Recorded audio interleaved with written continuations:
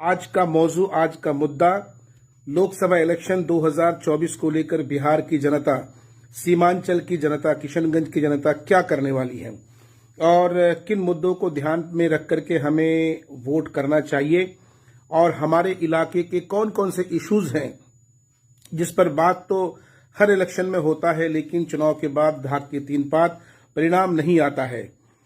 और आज के इस लाइव में एक चीज मैं और ऐड करूंगा, जैसा कि कल तक ये बात चल रही थी कि एनडीए के उम्मीदवार के तौर पर कौन होंगे इसका कंफर्मेशन नहीं था। वालेकुम सलाम अनवर रही साहब, अमजद साहब, बहुत बहुत शुक्रिया। लेकिन अब सूरत हाल ये है कि आज जिस तरह की चीजें कंफर्म हुई है तो वो कहीं ना कहीं मास्टर मुजाहिद साहब जदयू के लोकसभा उम्मीदवार होंगे, किशनगंज लोकसभा उम्मीदवार होंगे जदयू से, यानी एनडीए से। जदयू की हम बात कर रहे हैं बिहार में, तो हम बात कर रहे हैं एनडीए घटक की हम बात कर रहे हैं। उसमें जो प्रमुख दल है वो भाजपा और दीगर पार्टियां हैं। जी मिनाज भाई कैसे हैं? जी बस अल्लाह का शुक्र है और रमजान मुबारक आपको। जी आपको भी बहुत बहुत मुबारक हो। मेरी दाढ़ी बढ़ती आ रही है, आपकी दाढ़ी छोटी होती आ रही है, ऐसा लग रहा है क्यों मुझे? नहीं जी, सबसे पहले तो आप खुद जिंदाबाद होना चाहिए।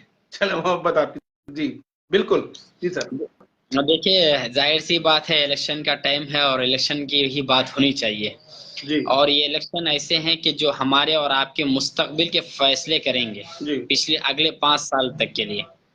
जी। और चाहे हम धरना पर कितने भी बैठ जाए या रोड पर आ जाए या रेल जाम कर दे या किसी भी चीज को जाम कर दे, लेकिन फैसले लिखे जाएंगे।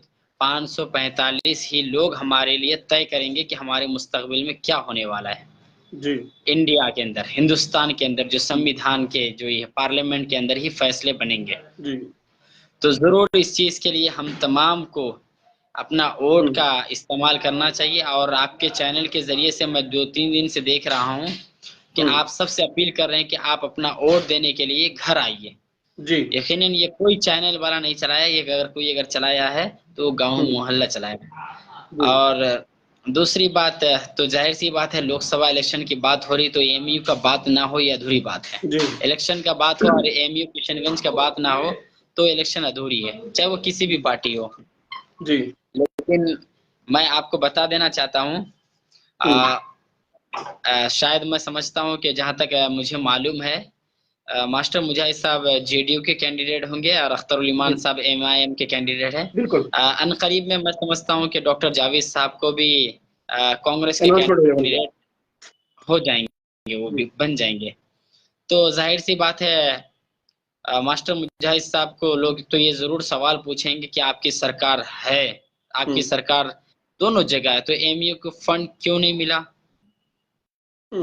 और दूसरी बात, जो मौजूदा जो सांसद है उनसे ये सवाल जरूर पूछा जाएंगे कि आप हमेशा से गांधी जी के सामने में एक पोस्टर लेके आप अकेला क्यों खड़े होते हैं आपके साथ, जबकि 150 से अधिक सांसद हैं, वो लोग क्यों आप लोगों के साथ नहीं आते हैं।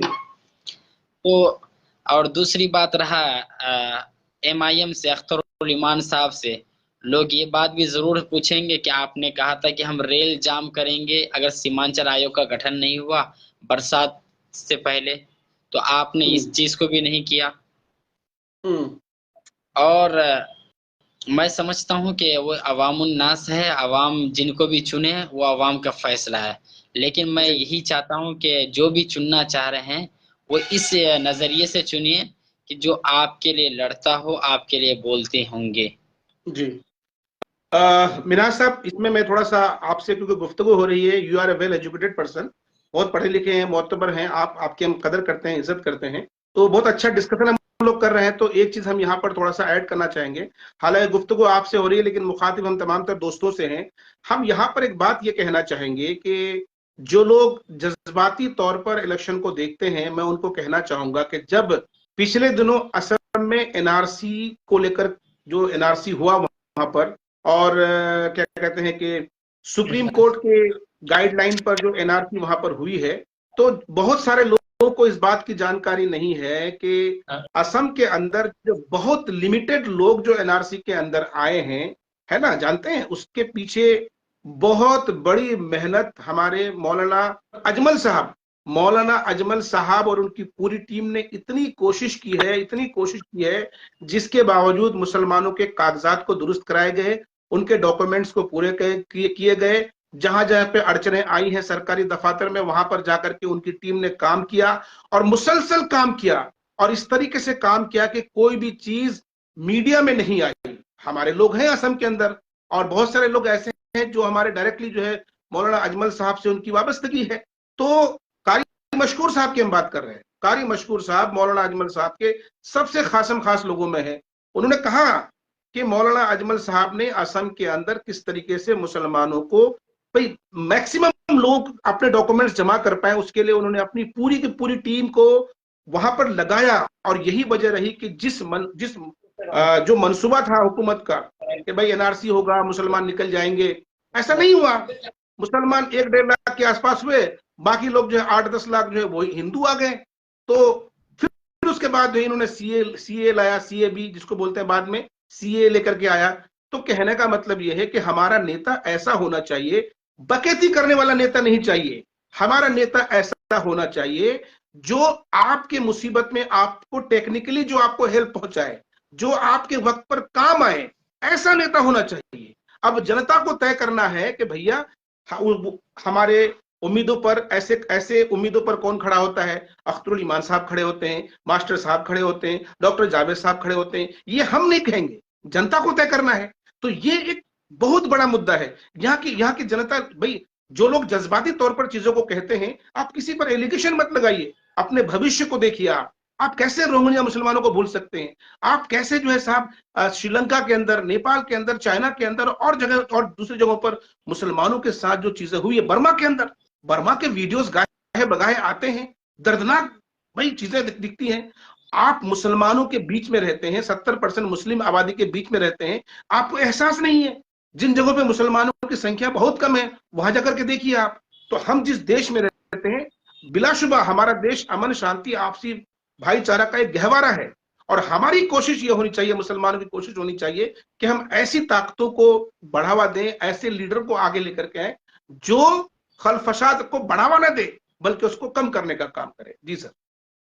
जी देखिए, आपने जिस तरह से कहा मौलाना बदरुद्दीन अजमल साहब के बारे में, जो आसाम के एमपी हैं और बहुत अच्छे मुखलिस भी रहे हैं। पिछले दिनों में हैदराबाद आए थे जब डॉक्टर मुनव्वर जमा साहब के साथ तो मेरी मुलाकात हुई थी।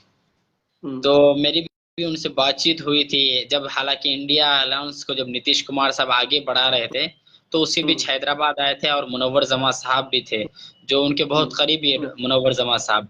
तो मौलाना साहब से मैं कहा कि मौलाना साहब, थोड़ा सा मैं राजनीति के अंदर जा रहा हूँ। मैंने कहा मौलाना साहब, एमआईएम को लोग तो बीजेपी की बी टीम कह रहे हैं, मौलाना साहब आप तो आसाम के अंदर इस तरह के काम किए हैं, तो आपको तो कम से कम शामिल होना चाहिए।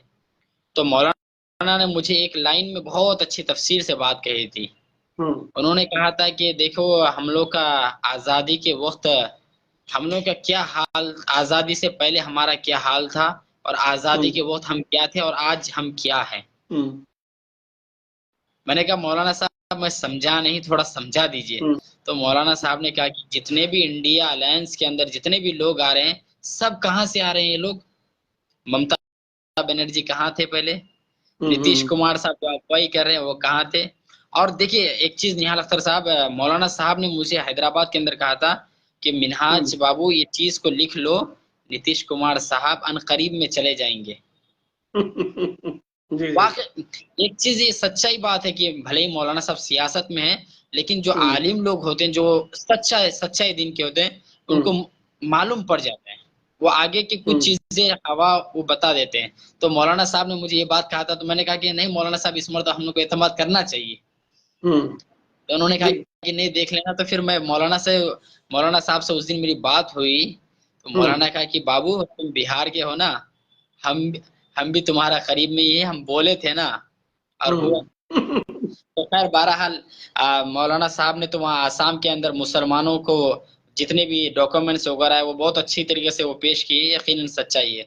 और लेकिन ये बात है, आपको ये बात मानना चाहिए कि हिंदुस्तान के अंदर भले ये असदुद्दीन ओवैसी साहब ऐसे हैं जो आपको अवामुन नास तक वो बात पहुंचा रहे हैं कि सीए होगा तो एनआरसी भी होगा, और ये लोग क्या कहते हैं कि सीएए होगा, एनआरसी नहीं होगा, बल्कि पार्लियामेंट के अंदर असदुद्दीन ओवैसी साहब का नाम लेकर अमित शाह साहब ने कहा कि सीएए के साथ एनआरसी भी होगा और एनपीआर भी होगा। बिल्कुल बिल्कुल बिल्कुल।